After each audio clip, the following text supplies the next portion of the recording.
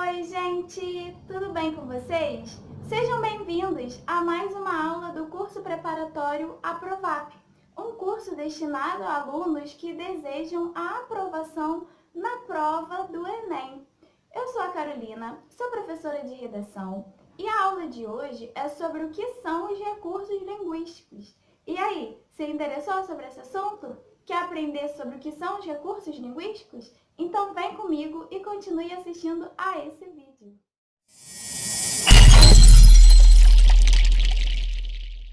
Bom, pessoal, então na aula de hoje nós falaremos sobre os recursos linguísticos.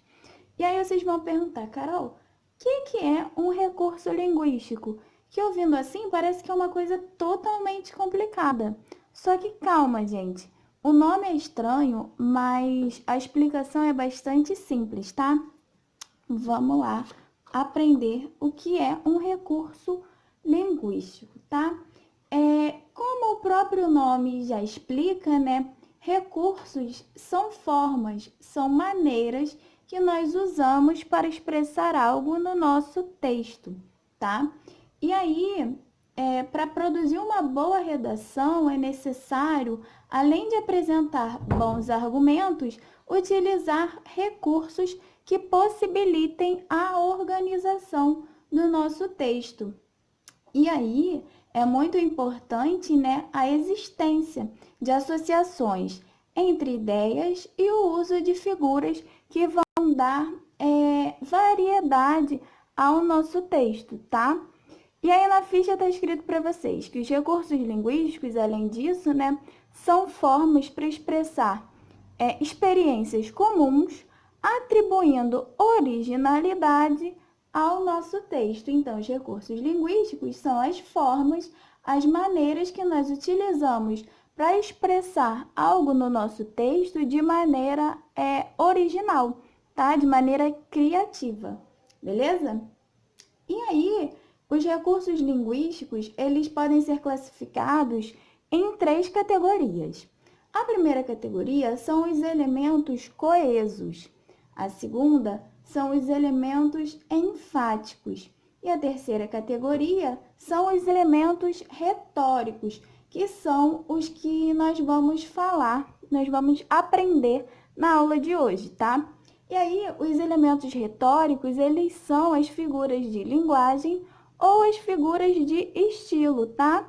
E aí, elas são empregadas para valorizar a nossa redação, valorizar o nosso texto, tornando a linguagem mais expressiva e mais criativa, tá bom?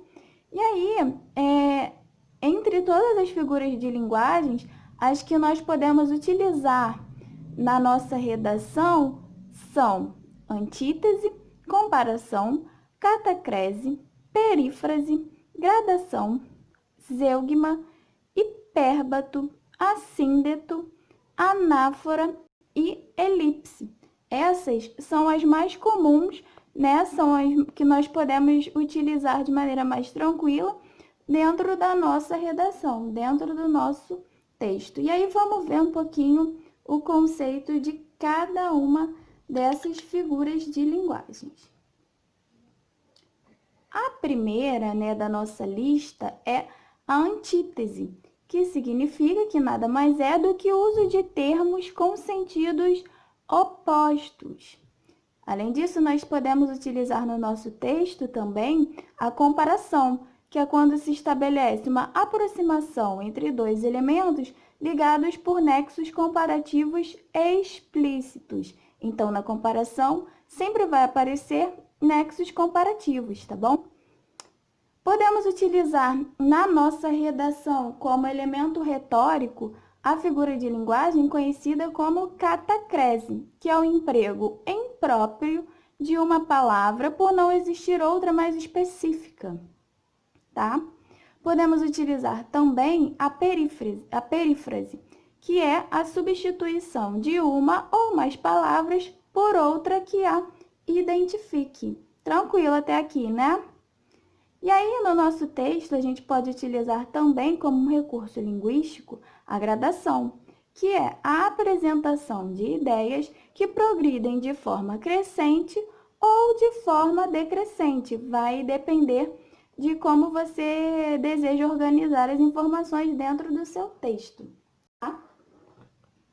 Temos também a zeugma como um recurso linguístico, né? Um elemento retórico, que é a omissão de uma palavra pelo fato de já ter sido usada anteriormente, para evitar uma repetição desnecessária de palavras. Podemos usar também na nossa redação hipérbato, que é a alteração da ordem direta da oração. Muitas vezes a gente utiliza esse elemento retórico, né? Esse recurso linguístico sem perceber. De repente, vai lá como força do hábito, né? Escrever uma oração com a ordem alterada. Muitas vezes acontece isso sem a gente perceber, tá? E aí, quando acontece essa alteração da ordem direta da oração, nós estamos utilizando o recurso de hipérbato, tá bom? Temos também o assíndeto, que é a omissão de conectivos. E aí, muitas vezes, essa omissão de conectivos, ela é feita através de vírgula, através do uso da vírgula da nossa redação, tá bom? Podemos também utilizar na nossa redação a anáfora, que é a repetição de palavra ou de palavras de forma regular. E aí é importante que a gente esteja muito atento, né, para que não faça uma repetição desnecessária. Deve ser uma repetição regular, que não vá prejudicar a construção da nossa ideia, do nosso texto, tá bom? E aí, por último, nós temos aqui como recurso linguístico a elipse, que é a omissão de uma palavra que se identifica de forma fácil, quando não há necessidade de escrever um termo, porque o corretor, o leitor, através da omissão dele, consegue ainda compreender a nossa ideia. Tranquilo? Então, hoje nós vimos os recursos linguísticos, né, os elementos retóricos das figuras de linguagem e pensamento. E aí eu separei para vocês os mais comuns de serem usados na nossa redação, tá? Em uma redação, que são antítese, comparação, catacrese, perífrase, gradação, zeugma, hipérbato, assíndeto, anáfora e elipse. Além disso, nós vimos brevemente o conceito de cada uma delas. E aqui, por último, tem as referências que eu utilizei para elaborar este material para vocês. Pessoal, essa foi a nossa aula de hoje. Espero que vocês tenham gostado. Não se esqueçam de ler a descrição do vídeo, que contém informações super importantes sobre o curso Aprovap. Curtam também esse vídeo, compartilhem e se inscrevam aqui no canal para ajudar a gente, beleza? Encontro vocês na próxima aula. Tchau, tchau, até lá!